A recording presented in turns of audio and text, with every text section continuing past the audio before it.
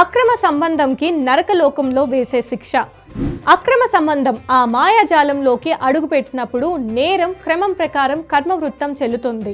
పురాణాల ప్రకారం ఒక వ్యక్తి మరణం తర్వాత అతని కర్మల ఆధారంగా స్వర్గానికి లేదా నరకానికి వెళ్తాడు. అక్రమ సంబంధం పెట్టుకున్న వారికి వారి పాపాలను బట్టి నరకంలో కఠినమైన శిక్షలు ఉంటాయని చెప్తారు. శిక్షలు ఎలా ఉంటాయంటే అగ్నిస్తంభం. అక్రమ సంబంధం వల్ల పవిత్రతకు భంగం కలిగించిన వారిని మండునున్న అగ్నిస్తంభానికి కట్టి చిత్రహింసలు పెడతారని చెప్తారు. వారు అనుభవించిన క్షణిక సుఖానికి అంతం లేని నరక యాతన అనుభవిస్తారని పురాణాలు చెబుతాయి.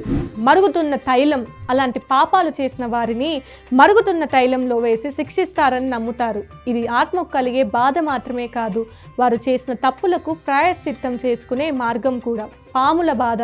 కొన్ని పురాణాలలో ఇలాంటి వారి ఆత్మలను పాములతో నిండిన గుంతలలో వేసి బాధ పెడతారని చెబుతారు.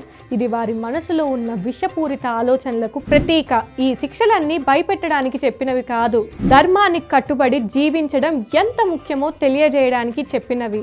ఈ కథల సారాంశం ఒక్కటే: మనం చేసే ప్రతి మంచి పని, చెడు పనికి ఒక కర్మ ఫలం ఉంటుంది. ఈ జీవితంలో ధర్మానికి కట్టుబడి ఉండడం వల్లనే మనం మరణం తర్వాత శాంతిని పొందుతాం. మరి మీకు నరకం గురించి ఇంకా ఏమైనా తెలుసుకోవాలని ఉందా?